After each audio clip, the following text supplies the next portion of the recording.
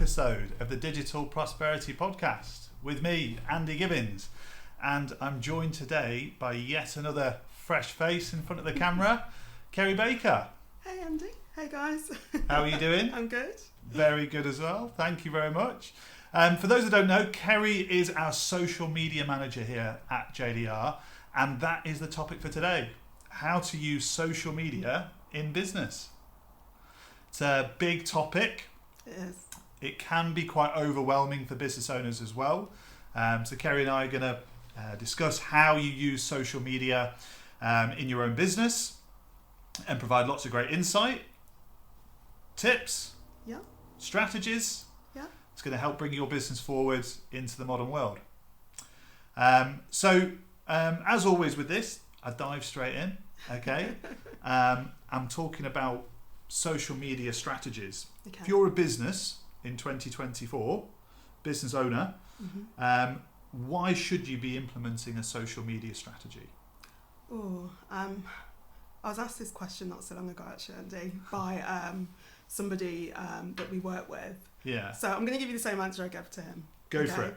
Which is, there's loads of reasons, but I think the main reasons are credibility. Yeah. I mean, if you haven't got a social media presence now and you're a business, it's not a good look. Mm-hmm. In today's digital age, people expect you to have a social media presence now. If someone was to visit your website and then check you out on social media and they saw that you hadn't posted, or, you know, there's nothing that talks about your business, who you are, and what you do, it can sort of mean that, sounds really bad, but you can almost look untrustworthy. Right. I mean, I don't know about you, but if I'm going to work with somebody new or buy a product from a company for the first time, I always look at their socials and I always look at online reviews. So yeah, I think you're one of those people that will look at a menu before you go to a restaurant. I am that person. I thought you might be. But I think there's a lot of us out there, Andy. I don't think you're going to be alone with that, to be fair. Yeah. But I am a huge online researcher as well. Yeah. And social media is forming a big part of that, you know, because like you can check reviews out, you can check updates, you can see what that company is about. Yeah. But I also think as well that you can keep customers up to date as well. Most definitely. For latest news updates, there's like shops and stuff that I go to locally that update with all sorts of special offers and stuff, and that keeps me up to date all the time, because I'm on social media more than probably their website. Yeah. So I'm more likely to see it. Yeah. I think that's another factor and reason as well. I think also it's a great opportunity for businesses to showcase work projects, who their team are, what they represent. I know that are we allowed to mention company names and brands? Because I've recently been pulled in hook, line and sinker by Purdy and Fig. Okay. Now, I saw them advertising. Other brands are available. Yeah, sorry guys. But I now spend sort of 3 times the amount I used to on cleaning products. Okay. Because I saw them, an ad popped up on Instagram for them. I clicked on it. I then followed their reels. I looked at all their posts, and I loved everything about them. Yeah. Loved what they did. Loved what they represented. Ordered the product. Loved it. And now I'm on a subscription, and I order from them every month. Yeah. So I mean, that's a perfect example, isn't it? Really. Absolutely. Of Actually, most of my new clothes now come from Instagram ads. Really? Yeah. That's good, Andy. If they're on there and I like the look of it, I will literally buy it. Yeah. I spend far too much money on it. But those are, I suppose, things from a consumer perspective. If you're a business owner, if you're a business to business company, what's the benefit for me doing that? Because I'm not, you know, if I don't sell a product, everyone can see the benefit for consumers' perspective. Yeah. But if I'm providing a service, what's the benefit for me in doing that? Well, if you're providing a service, I think the best thing about social media is it gives you a chance to showcase who you are, the expertise that you have, and also the team that are behind you as well. Service businesses do really well on obviously LinkedIn, because that's predominantly for B2B, and also on Facebook. So Meta, I see a lot of B2B businesses doing great things and getting great results by regularly posting and running ads on Meta. So if you're a service industry and potentially you want to just target people in the local area, social media is brilliant for that. And as I said, it gives you an opportunity to really showcase who you are and the services that you offer. Absolutely. I would also say as well that you mentioned LinkedIn there, and at JDR, we are a business-to-business company. Our biggest lead source is LinkedIn. Yeah. Okay, we get most of our inbound leads via LinkedIn now. Oh yeah, most definitely. And that kind of moves me on to the next point, because there's so many different platforms now. There were lots previously. Some have fallen by the wayside. Some have gone. We don't even talk about or consider anymore. I still remember my first MySpace page many years ago. But what if you're a business owner today? What are the best platforms to use? I think it depends who your ideal customer is. Okay. So you've got to think about who it is you want to attract to your business. Who is that, that perfect customer or client? But as a general rule, I think, as you said, LinkedIn is brilliant for B2B. Yeah. So if you're in the professional service industry or anything like that, or you offer great thought leadership and you're great at building relationships, then LinkedIn can work really well. If you are an e-commerce store, or you have a fashion brand or something like that, then Meta is a good option as well. Yeah. So if you're more B2C, then Meta, Pinterest, Instagram, even TikTok could be a good option for you. But that's just sort of a general rule of thumb. I think it definitely depends on what your ideal customer wants to see and where they are when it comes to the social media platforms. I mean, there's no point in posting on LinkedIn if you know that your ideal customer is spending most of the time on Facebook. Yeah, exactly. So yeah, I think that's just a really general overview of the best platforms for different industries there. Well, out of interest, because Pinterest is probably one that I'm not necessarily, I don't use myself personally, and I would probably argue you don't that most use Pinterest. No, I would argue that most business owners don't either. Okay. What's the benefit of it? What can you do on it? Pinterest is great if you're a company that's very visual. Okay. Yeah. So if you're a company, if you're in, I don't know, the DIY industry, or if you're a designer. Yeah. Architecture. Fashion again. Yeah. Then Pinterest is brilliant because it gives you the option to showcase projects. It gives you the option to pin, for example, if you're an interior designer and you've just done an amazing job on somebody's home, you could share that on Pinterest. Yeah. People go to Pinterest for inspiration. Okay. So Pinterest is one of my favourite platforms. I'm on there quite a lot. Are you? Yeah. I've got a bit of a pinning addiction. So if you're doing up your home, for example, and you're looking for inspiration on what paint colours to choose and what furniture to buy. A lot of people, obviously not you, but a lot of people, especially people that fit a certain demographic, would go straight to Pinterest for inspiration. Okay. So yeah, that's there's so much more I could say about Pinterest, Andy, but I don't want to go. No, that's fine. Because I did want to ask about TikTok as well, because I would say it's probably the fastest growing social platform that's out there. It's most used. I have a 16-year-old son who is on it constantly. So do I. Well, okay. Daughter, but, and what's the benefit for a business owner to be on TikTok? Should a business owner, no matter what industry, be on TikTok, in your opinion? I think it depends on whether you're willing to dedicate the time to it, to be honest, Andy. So I know a lot of people think, TikTok's only for B2C or for certain types of businesses. Yeah. I don't think that's necessarily true. I've seen it work really well for B2B industries as well. But I would say TikTok is a platform that you need to spend time on. So you need to make sure you're willing to make regular videos. Yeah. The platform tends to favour new content all the time. Right, so if you really want to grow on TikTok and you want to choose that as one of your main platforms, you've got to put the time in to make sure that you're posting, I'd say, to begin with, at least 2 to 3 times a day, just to build that following and to make sure you're getting seen at the top of the feed. I've actually worked with a client that has used TikTok to attract graduates. Right. And that's worked really well for them. Really? So what they've done is they've posted a lot of content about who they are as a company, what you can expect when working for them.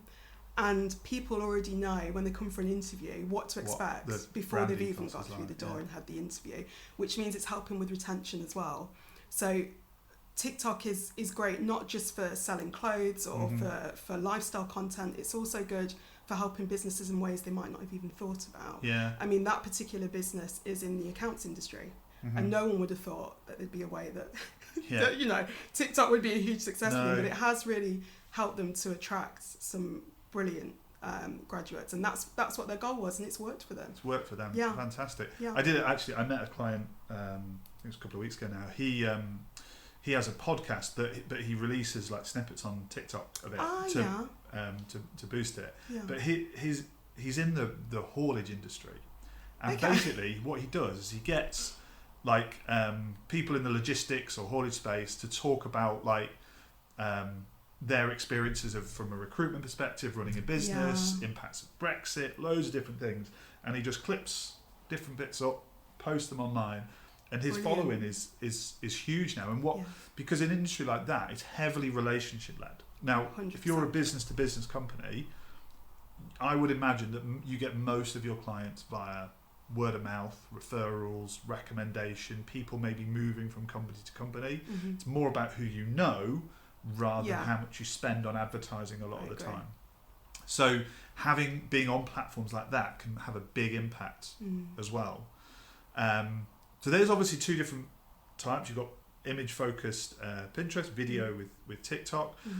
If I'm new to social media, what content should I be producing, would you say?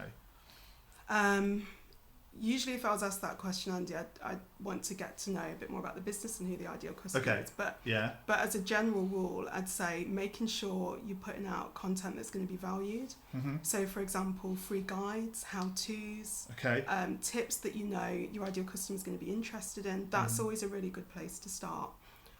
Also, a good mix of content. So trying to do, if you're able to, some short form video maybe, and graphics, and then also links back to your website, because social media is great for not just obviously getting engagements and reach, but also for building traffic back to your website as well. So I think having a good mix of content is really important, and then measure what works for you. If you find that you're posting, you know, how-to guides and people are downloading them, it's going down really well, you're getting a lot of engagement and a lot of leads from it, then keep doing that. But obviously find new and interesting ways to do that so it doesn't get too repetitive for people that are following you. I think they're the main things really to consider when you're thinking about what content to post. Yeah, I'd also add as well that it's not necessarily just organic content that you should be posting, because a number of our clients see great success from running advertising. Most on definitely. It. So you're looking at it from a lead gen perspective as well, whether that's the Meta platform, whether it's LinkedIn.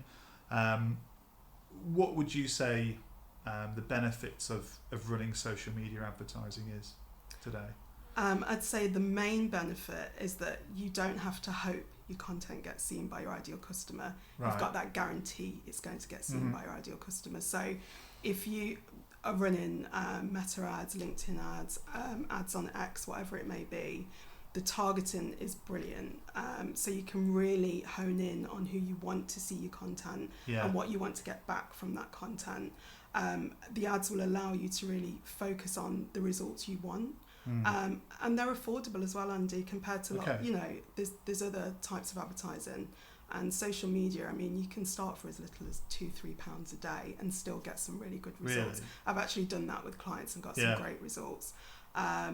Obviously, the bigger the budget, the better the results. Absolutely, But it doesn't mean you can't get great results from a smaller budget. LinkedIn has a higher threshold than that, though, I think. Sorry, I'm thinking about Meta. Yeah, no, that's fine. Just to clarify, but because LinkedIn has a minimum a day. It's £8 a day, isn't it? For LinkedIn, And the good thing with ads as well, though, is that you can target people, like you said, who wouldn't normally see your content. Yeah. They don't have to follow you to be able to see it. Yeah. So lots of people will be seeing your content who you want to see it. It's designed for a specific audience. Mm-hmm. So when they see it, they're much more likely to engage in it. Yeah, you know? 100%. But the key thing with social media, because I've seen so many businesses that are proactive, that spend a lot of time doing it, producing content, really for it, really enthusiastic, but they don't get any leads from it. They don't get any clients from it. So they stop. They give up. Oh, okay. No. Yeah. But what's important is to measure the results. Okay. 100%. So how can you, in today's world, measure the success of a social media strategy? There's lots of different ways you can measure the success. Results from social media don't just come from how many leads you've got. You've also got to consider the brand awareness that's coming from the work that you're putting into your social media, and also the engagement level. So I'd always measure the engagement rate. Are people engaging with you? Is your follower base growing? Yeah. And also I'd want to look at things like relationship building. So have you had DMs on socials that you might not have otherwise have had? Are you helping to build relationships with customers? Are customers starting to come to your social media to ask you questions? So there's lots of different things you can measure. But I think the key thing is to know what you want to achieve from your social media. So if you know, right, we want to post regularly and we want from that, ultimately you want to get leads or sales. Well, most businesses do. But with social media, the leads and the sales might not be instant, but over time, you're definitely going to see, if you nurture the people that are following you on socials, those results are going to come through. It might not be, somebody's followed you and instantly bought from you or instantly become a client, but they're going to follow you. And if you keep nurturing them by putting out good social media content, eventually they're going to think, oh, let's find out a bit more about who these guys are and what they do. Like you said, for JDR, I think one of our most successful lead sources is LinkedIn. Yeah. A lot of those leads that come through, I think you'll agree, Andy, haven't come through straight away. They've not gone, oh yeah, love that guide and do an instant download. Some people do, but there's a few that keep a close eye on this. Oh, okay, that's interesting. Yeah. Oh, okay, that's good. And eventually they contact us. Slower burn, yeah, definitely. Yeah. So I think with social media, you've got to look at the results over time. How can you track that then? Like what tools? You can use HubSpot to track that. So HubSpot is a great tool for tracking results. You can track your follower growth, you can track engagement, you can track reach, so how many people has your social media reached, how many visits back to your website have you had as a result of your social media, how many leads have you had, how many sales have you had. So tools like HubSpot are absolutely brilliant for monitoring engagement. There's other tools you can use, but my preference would be HubSpot. Yeah. Not only are we covering social media on this podcast, by the way, but Kerry and I are also running HubSpot Masterclass later this month, webinar, where we're actually going to go into the intricacies of the social media tools available in HubSpot. Yeah. I'm really looking forward to going through that with you. Yeah, me too, Andy. So if you are a HubSpot user or you'd like to consider the benefits of using social media in HubSpot, please visit our website and sign up to the webinar. I'll give more details. It'll be out. I think it's out later this month. But yeah, you're a business owner, you're posting on social media. What results can you expect as a business owner then? That's a big question, Andy. It is a big question, yeah. If I was working with a business owner, I'd expect to see increased brand awareness. Okay. I'd expect to see an increase in engagement, hopefully an increase in followers as well, and eventually an increase in leads and sales. Yeah.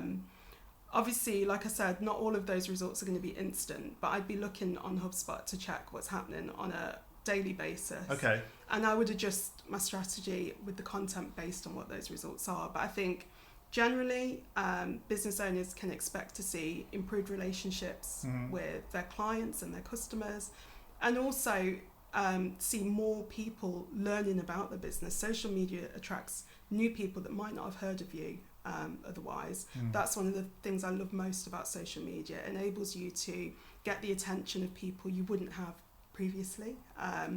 So yeah, I think overall I always look for those key things, Andy. Okay. The other thing I wanted to touch on really from a social, because it's such a big topic. Okay, we could spend half an hour talking. We could spend all day talking about LinkedIn. We could talk about lots and lots of different platforms. I wanted to just, I suppose, look at, because what I do with all my podcasts is that I get everybody to give me a silver bullet. Okay. So if a business owner is listening to this and you're going to give them one takeaway. Okay. As a business owner. Yeah, that's hard, but yeah. Okay. Give me one takeaway for a business owner of what they should be doing when using social media in their business. Okay, one thing. I think the main thing is to know who your ideal customer is before you begin. If you've got a really good idea of who your ideal customer is, you can build the right social media strategy. You'll know what your winning platforms are going to be, so where you should be spending the most time concentrating your efforts. So I think, the silver bullet would be know who your ideal customer is, and also to know what you want to achieve from your social media. Because, we use different strategies to achieve different results. So, I could go on, but you've asked for one. So I'm going to say know who your ideal customer is. How would you define your ideal customer then? To define your ideal customer, I'd look at who your most perfect customer is right now, and that's a good starting point, really. So who is the customer that spends the most with you? Who is the customer that really gets who you are, what you do, and stays with you? What are their interests? Where do they spend their time? And just think about who that ideal customer is, so that you know what you can do to attract more of them, basically, Andy. I think that's the key thing with an ideal customer. It's not just a target market. Okay, it's more emotive than that. It's what are their challenges, what are their motivations, 100%. How do they consume content, what social media platforms do they use, okay, and all of those things form as part of your social media strategy.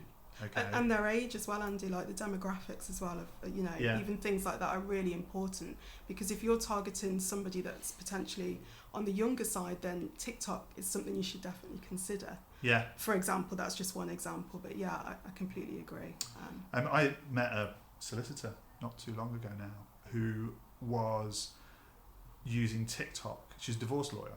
Oh, okay. And she uses TikTok to post lots and lots of content, and she's mentioned that she gets a significant number of inquiries. Brilliant. Just by, and basically what she would do is that she gets asked so many questions about,